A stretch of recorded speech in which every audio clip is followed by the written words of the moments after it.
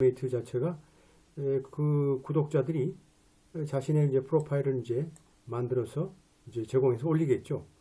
또 룸메이트 자체들은 또 사실상 그 가입자들이 결국 어떻게 돼요? 자신의 젠더나 섹슈얼 오리엔테이션, 아이가 있는지 없는지 하여튼 자신의 그 룸메이트의 프레퍼런스도 그죠? 이 세 가지의 형태로 나눠서 이제 작성해서 이제 우리가 올려야 되겠죠.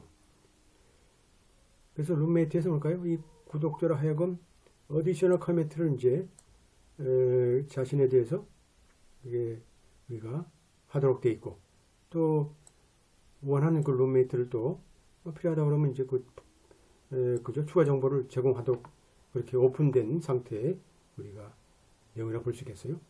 이 Fair Housing Council에서는 뭘까요? 그래서 이제 룸메이트.com을 상대로 이제 소를 지게 했어요. 이건 뭘까요? Housing Discrimination이죠. 이건 주거 차별법 위반이다.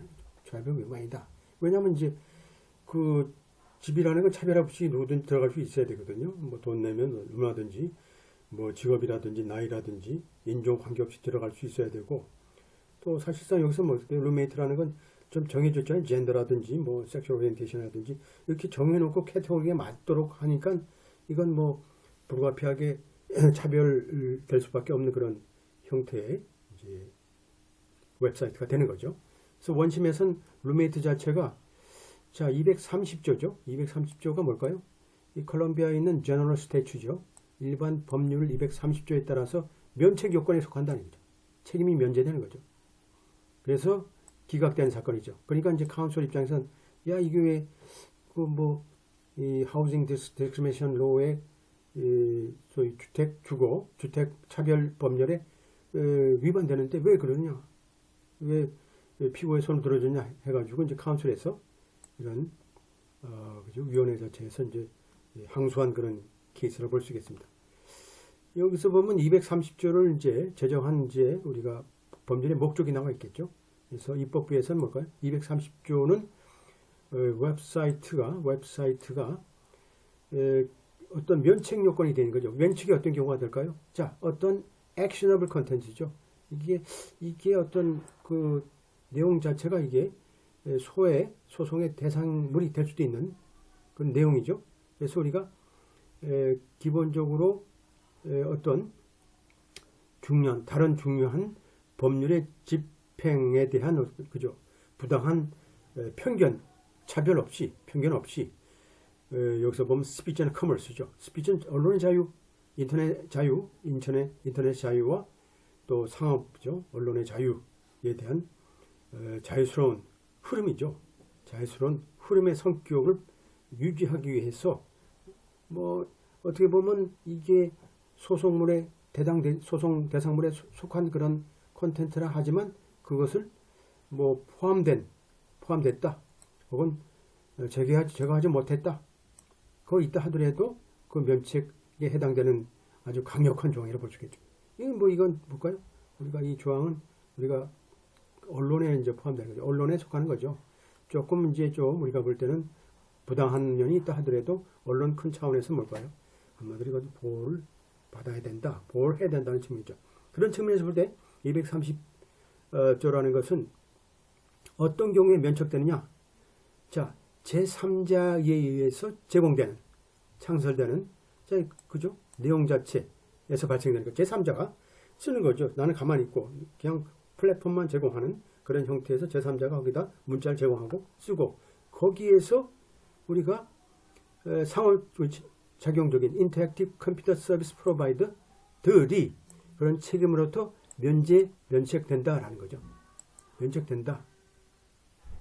굉장히 우리가 현대 사회에 있어서 언론의 기능과 역할이 굉장히 중요한 내용이죠. 이 내용들을 우리가 230조에서 우리가 볼 수 있는 거죠.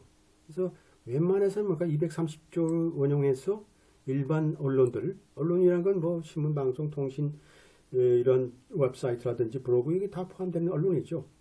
언론이 우리가 순수하게 커머셜 목적으로 쓰는 경우는 이제 좀 문제가 있겠지만 그래도 반 정도 이상 자체가 우리가 프리 스피치와 관련된 내용이라 그러면 이러한 230조에 우리가 해당된다 볼 수 있겠습니다. 따라서 230조라는 것은 이러한 뭘까요? 서로 상호 그죠? 인터랙티브니까 상호 그죠? 에 의한 컴퓨터 서비스 프로바이더죠. 컴퓨터 서비스 프로바이더들이 여기서 먹는 이제 면책을 받을 수 있는 요건이라 되는 거죠. 제3자가 쓸 경우에. 그러니까 인터랙티브 컴퓨터 서비스 프로바이더는 이거는 사실상 그 상호작용적인 컴퓨터 서비스니까 프로바이더니까 어차피 뭐 온라인 상태라 그러면 다 이런 형태가 되겠죠. 하지만 어떤 경우가 이제 면책이 되지 않느냐? 인포메이션 컨텐트 프로바이더죠. 정보 제공자, 그죠? 인포메이션 컨텐트 프로바이더는 뭘까요? 그 플랫폼 자체에 제3자가 쓰지 않고 본인 스스로 그 오너가 자기 의견을 거기다 그냥 쓰는 이런 경우는 뭘까요? 이 책임에서 면책이 되지 않는다 이거죠. 이건 자기가 뭔가 매체를 하나 만들어서 자기의 목소리를 실어서 그 내용 자체가 문제가 있으면 자기 명예훼손 책임지는 거죠. 근데 자기가 어떤 플랫폼을 제공하고 제3자가 거기다 글을 쓰는 것은 자기는 뭐 그죠? 관리만 할 뿐인지 거기에 대해서 내가 뭐 손 하나 까딱 안 하잖아요. 뭐 블로그처럼 갖다 놓게 되면 자기네끼리 떠드는 거니까. 또 어떤 경우에도 자 면책이 되지 않느냐 이게 중요하죠. 잘 구분해 하셔야 돼요. 자 면책이 되지 않는가 어떤 경우 있어요.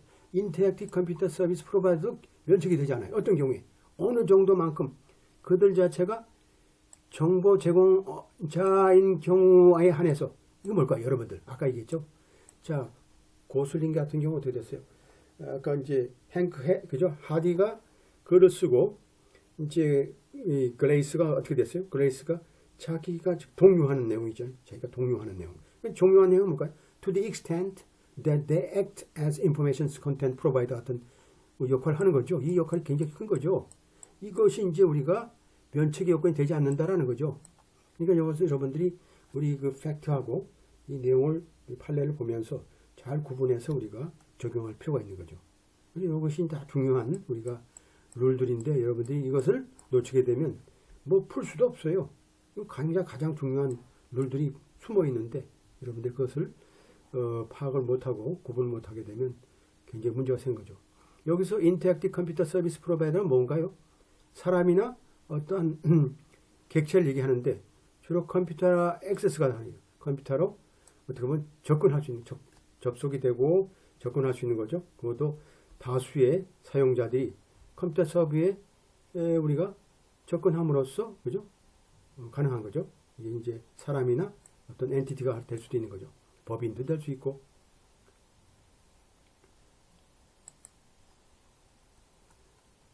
자, 그러면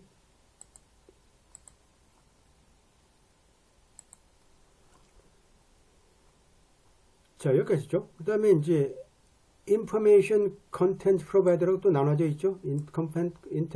인포메이션 컨텐트 프로바이더라는 게 있고, 그 다음에 이제 여기서 우리가 얘기했던 인터랙티브 컴퓨터 서비스 프로바이더 있고, 이거 구분할 줄 알아야 돼요. 그리고 또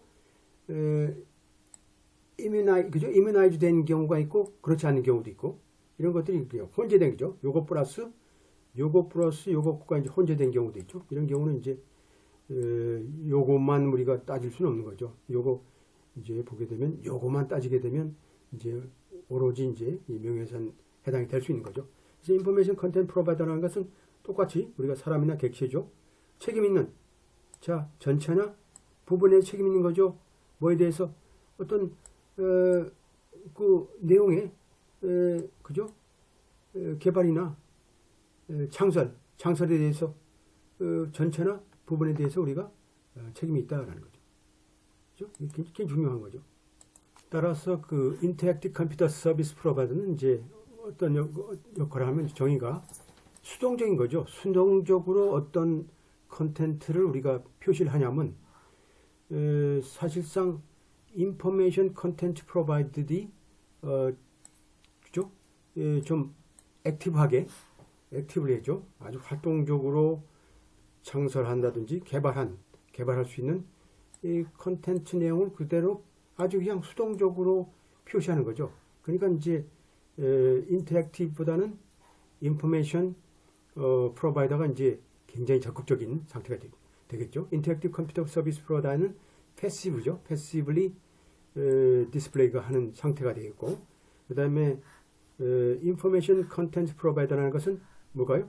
본인이 한마디로 인터랙티브 컴퓨터 서비스 프로바이더들이 좀 패시브하게 수동적으로 표시될 수 있는 그 컨텐츠를 좀 적극적으로 개발하고 창설하는 형태가 이제 인포메이션 컨텐츠 프로바이더죠. 그러니까 굉장히 적극적인 형태가 인포메이션 컨텐츠 프로바이더고, 또 수동적인 형태가 인터랙티브 컴퓨터 서비스 프로바이더니까 우리가 그 두 차이에서 그 구분에 따라서 우리가 명예훼손이 어느 정도가 있다는 게 금방 나타나는 거죠.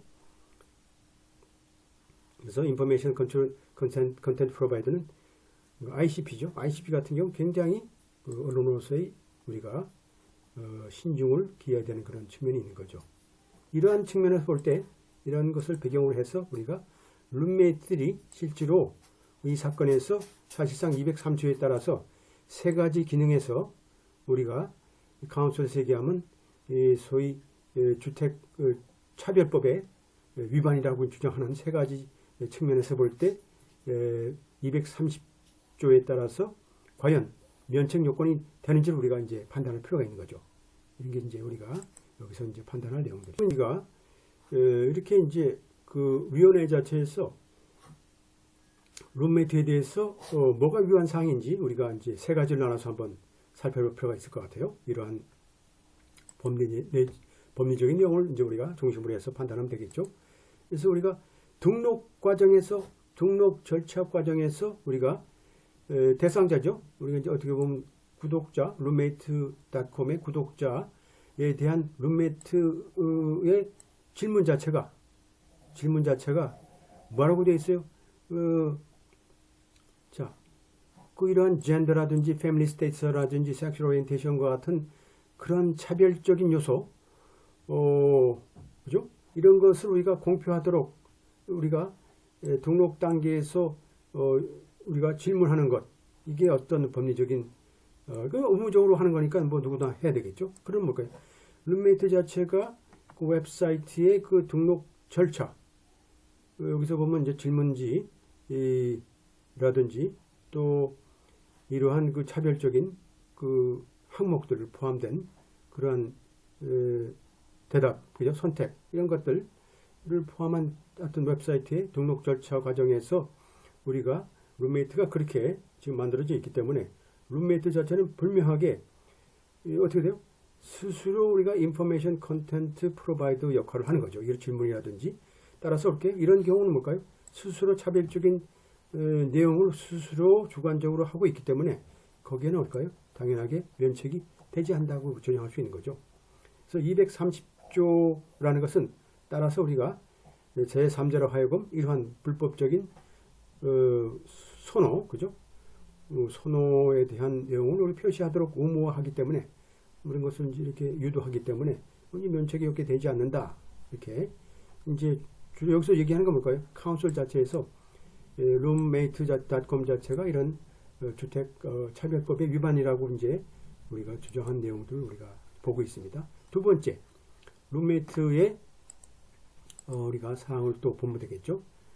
내용을 보게 되면 자, 룸메이트의 그런 구독자들의 차별적인 선호, 그죠? 그러니까 뭘 좋아하는지에 대한 어떤 개발이라든지 표시에 대한 문제죠. 자, 특별한 어떤 서치 엔진을 가지고, 서치 엔진은 뭐 검색 엔진이죠. 여기서 보게 되면